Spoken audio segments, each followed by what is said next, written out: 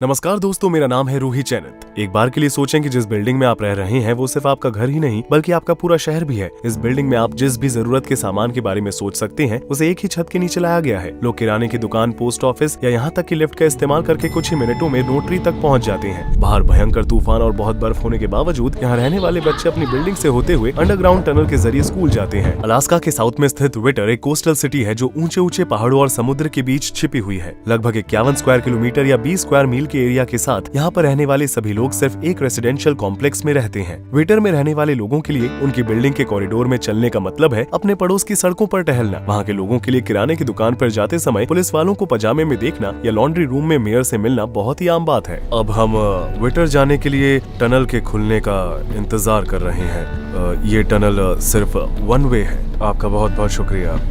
आपका दिन शुभ हो। शहर में जाने और बाहर निकलने के लिए हर आधे घंटे में इसका डायरेक्शन बदल दिया जाता है। टनल की फिजिकल कंडीशंस और समय की कमी की वजह से साइकिल और पैदल चलने वाले लोगों को यहाँ आने की इजाजत नहीं है। ट्रायंगल शेप में बनी हुई एंट्रेंस एवलांच के समय टनल के रास्ते को बंद होने से बचाती है। एंटन एंडरसन मेमोरियल टनल एक ऐसा रोड है जिसने विटर को बाकी की दुनिया से 80 सालों तक जोड़ कर रखा है। पहाड़ से गुजरने वाले इस 4 किलोमीटर या 2.4 मील के लंबे टनल को यूएस मिलिट्री ने रेल रोड के रूप में बनाया था और साल 2000 में से बाकी गाड़ियों के लिए खोल दिया गया था। विटर तक जाने का एक और रास्ता है, लेकिन वो रास्ता समुद्र के ऊपर से है। जमीन से जाने का बस एक ही रास्ता है और वो है एक तरफा टनल जिसे आप यहाँ देख रहे हैं। दूसरी तरफ से ट्रेन जा चुकी है और अब हमारी बारी है।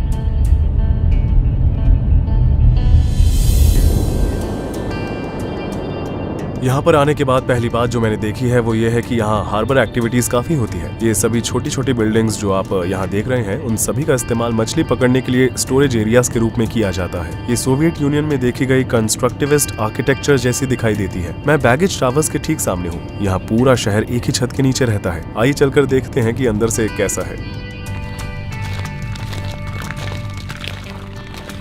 यहाँ ग्राउंड फ्लोर पर ऐतिहासिक तस्वीरें लगी हुई हैं। 1956 में कोल्ड वॉर के दौरान यूएस मिलिट्री के लिए इस बिल्डिंग को बनाया गया था। इस 14 मंजिल की बिल्डिंग में कुल 196 अपार्टमेंट है और इसमें एक समय में 1000 लोग तक रह सकते हैं। इसमें किराने की दुकान, लॉन्ड्री रूम, स्टोरेज एरिया, बच्चों के लिए indoor playground, 2 church, municipal office, tunnel के जरिए जाता हुआ एक स्कूल, एक पोस्ट ऑफिस और यहाँ तक कि नोटरी भी शामिल है। विटर में कड़ाके की ठंड के दिनों में यहाँ रहने वाले लोग हफ्तों तक इस बिल्डिंग से बाहर निकले बिना अपना जीवन बिताते हैं। यह एक छोटा सा बाजार है जहाँ से आप दैनिक जरूरतों का सामान खरीद सकते हैं। थोड़ा और आगे बढ़ने पर हमें कोजी कॉर्नर स्टोर दिखाई दिया। मैं देख सकता हूँ कि आपकी दुकान में हर तरह की जरूरत के भरपूर सामान है। केन फूड से लेकर पर्सनल केयर प्रोडक्ट्स तक कोजी कॉर्नर स्टोर पर सब कुछ उपलब्ध है। बिल्डिंग में कोई फार्मेसी नहीं है, लेकिन स्टोर से पेन किलर्स और सप्लीमेंट्स जैसी ओवर द काउंटर दवाइयाँ दी जा सकती हैं। यहाँ टाई भी है और कुछ दवाइयाँ भी। ये बहुत ही अच्छी बात है। सब कुछ एक ही जगह पर। ग्राउंड फ्लोर के दूसरे हिस्से का इस्तेमाल लॉन्ड्री रूम के लिए किया जाता है। यहाँ लोग पैसे देकर अपने कपड़े धो सकते हैं। कपड़ों के धुलने के दौरान वे वेंडिंग मशीन से खाने पीने की चीजें भी खरीद सकते हैं। वे इस एटीएम का इस्तेमाल करके तेजी से बैंकिंग ट्रांजैक्शन भी कर सकते हैं। बिल्डिंग के लंबे लंबे सड़कों जैसे कॉरिडोर्स हैं। शोर को कम से कम करने के लिए पॉपकॉर्न सीलिंग का इस्तेमाल किया जाता है। पहले फ्लोर पर नोटरी की वजह से लोग बस कुछ ही मिनटों के अंदर अपना नोटरी का काम पूरा कर सकते हैं। आप बिल्डिंग के सभी फ्लोर्स पर सिक्योरिटी कैमरा देख सकते हैं। दरअसल यहाँ कोई अपराध नहीं होता है, लेकिन कभी कभी कुछ छोटे मोटे अपराध होते रहते हैं, जैसे छोटी मोटी चोरी या शायद पड़ोसी में कुछ बातचीत। वे देख रहे हैं कुछ समय पहले तक बैगेज टावर्स में एक पुलिस स्टेशन भी था, यानी कि किसी भी निवासी के गिरफ्तार होने और अपनी ही बिल्डिंग के अंदर जेल में एक रात गुजारने की संभावना थी। हम सीढ़ियों से नीचे बेसमेंट में जा रहे हैं। ये बिल्डिंग का स्टोरेज एरिया है। लोग यहाँ अपनी प्राइवेट चीजें रखते हैं। ये किसी हॉरर मूवी जैसा है। इस बिल्डिंग में 2 अलग अलग क्रिश्चियन कम्युनिटीज के लिए 2 अलग अलग चर्च हैं। आप बेसमेंट में न्यू लाइट चर्च से हर रविवार को सुबह 9 बजे सामोएन लैंग्वेज में प्रार्थना करते हुए लोगों को सुन सकते हैं। दूसरी ओर विटर क्रिश्चियन कम्युनिटी चर्च 7वें फ्लोर पर है और उनकी प्रार्थना सुबह 11 बजे शुरू होती है। बैगेज टावर्स बाहर से एक सिंगल स्ट्रक्चर की तरह लग सकता है, लेकिन असलियत में यह 3 अलग अलग बिल्डिंग से बना हुआ है, जिसके बीच 20 सेंटीमीटर का गैप है। ये 3 सेगमेंट्स को एक दूसरे से इंडिपेंडेंट बनाता है और भूकंप आने की स्थिति में इसके गिरने के जोखिम को कम करता है। ये जगह जो आप अभी देख रहे हैं वो जमीन के नीचे तक जाती है।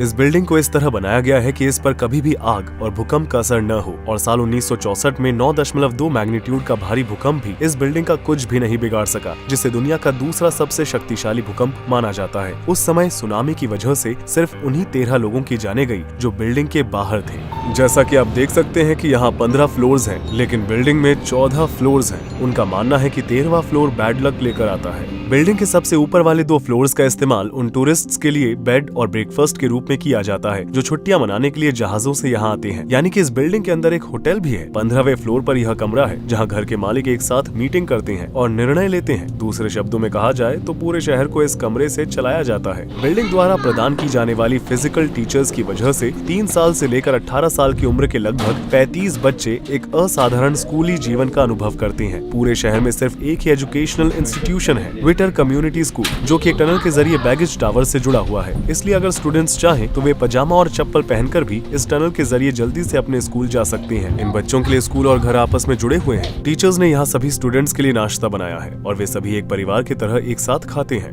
क्लासरूम्स को इस तरह बनाया गया है कि वे कई सारे अलग अलग लेवल्स और ग्रेड्स के स्टूडेंट्स को पढ़ा सकें। अगर स्टूडेंट्स को अपना होमवर्क पूरा करने में दिक्कत होती है या किसी सब्जेक्ट पर सलाह की आवश्यकता होती है तो वे हमेशा अपने टीचर्स की मदद ले सकते हैं। You've seen the mountains and stuff.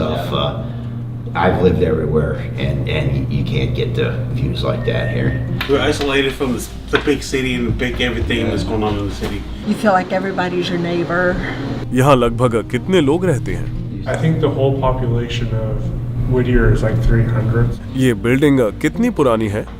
Range between maybe like 30 to 50 years old, I would assume. जब आप विटर के आसपास टहलते हैं तो आपको कई तरह के चेहरे और अलग अलग जाति के लोग दिखाई देंगे, जिससे आपको एक कॉस्मोपॉलिटन शहर में होने का एहसास होता है। ऐसा इसलिए है क्योंकि कई पैसिफिक आइलैंडर्स अलास्का की दिग्गज फिशिंग इंडस्ट्री में काम करने की उम्मीद से यहाँ आते हैं। We have a very large Samoan population here, Filipinos, some native, some white. The school is very diverse.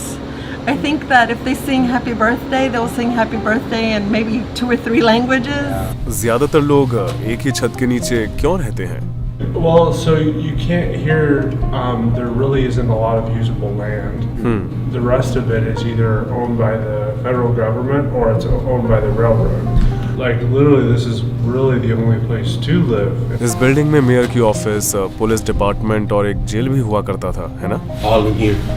क्या कभी भी जेल का इस्तेमाल किया गया है? Yes. I remember when a cop handcuffed a man to the stop sign outside there and left him there for a while. मेरे ख्याल से यहाँ एक क्लिनिक भी हुआ करता था, है ना?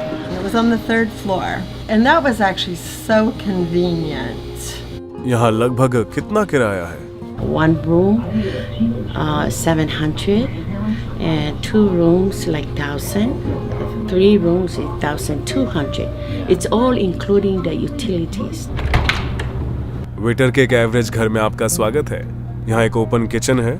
इस यूनिट में 2 कमरे हैं। हम देख सकते हैं कि ये लोग सीडीज, डीवीडीज और यहाँ तक कि कैसेट का भी इस्तेमाल करते हैं। वे एक एवरेज अमेरिकन सिटी के कंपैरिजन में 20 साल पुरानी टेक्नोलॉजी का यूज करते हैं। हम यहाँ पर एक पुराना टेलीविजन देख सकते हैं। वे पुराने फर्नीचर का ही इस्तेमाल करते हैं। फिलहाल ये अपार्टमेंट सेल पर है और इसकी कीमत $1,75,000 है। वैसे यहाँ रहने के क्या नुकसान है? It has this depressing side. Over here you can hear a pin drop or the wind blowing in the window. दुनिया के बाकी हिस्सों से कोसों दूर इस क्षेत्र का मशहूर कल्चर बन गया है। द प्रिजनर ऑफ विटर प्रिंट वाले कपड़े पहनने वाले लोगों को घूमते हुए देखा जा सकता है। यहाँ पर रह रहे लोग टनल के वर्किंग आवर्स के मुताबिक अपनी जिंदगी बिताते हैं। अगर वे शहर के बाहर समय बिताना चाहते हैं तो उन्हें रात के 11:15 पर टनल बंद होने से पहले पहुँचना होगा, नहीं तो उन्हें अगली सुबह 5:30 बजे तक टनल के दोबारा से खुलने तक अपनी गाड़ियों में सोना पड़ेगा।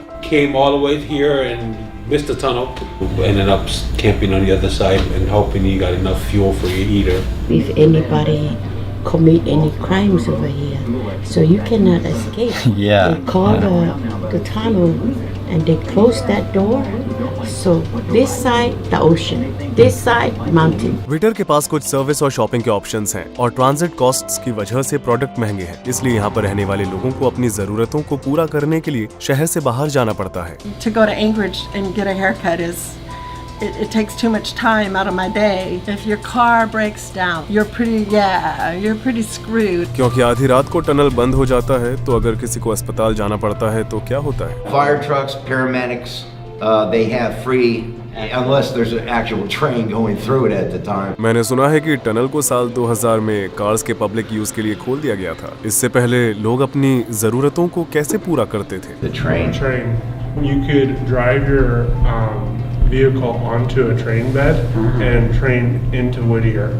There was only one day of the week that the train actually left early in the morning and then came back later at night, and that was on Wednesday.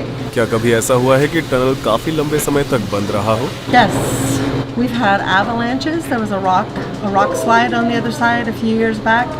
That train tunnel was closed. कितने समय के लिए? I don't want to say 3 months. विटर का environment introvert लोगों को अच्छा लग सकता है और यह वास्तव में अपने लोगों को मजबूत कम्युनिटी के साथ मजबूत बनाता है। If somebody needs something, I mean, I have people who come in like Beverly. I don't have any cat food. I mean, you can come in and don't have to sweat about your car being unlocked. Plus, it's community. Everybody look out for your stuff. खासकर गर्मियों के दौरान शहर में आने वाले अमेरिकी काले भालुओं के लिए विटर निवासियों को सतर्क रहना चाहिए। One time there was a very big bear. I could hear a lot of noise and what is it? What is it? Finally the cop comes up and says, I got him out. He said, I scared the shit out of him. And I said, I bet. He goes, no, really. I scared the shit out of him. It's there in the doorway. सर्दियों के मौसम में विटर में बेहद ठंड होती है। उस समय यहाँ का टेम्परेचर -5 डिग्री सेल्सियस तक गिर जाता है। इस क्षेत्र में 95 किलोमीटर पर आवर या 60 मील प्रति घंटे की रफ्तार से हवा चलती है, जो पेड़ों को भी उखाड़ सकती है और यहाँ 5 मीटर या 16 फीट तक भारी बर्फ गिरती है। ऐसी स्थितियों में यहाँ पर रहने वाले लोग ज्यादातर इंडोर एक्टिविटीज में अपना समय बिताते हैं। In the winter time, play video game or try to go down to the gym or go sledding.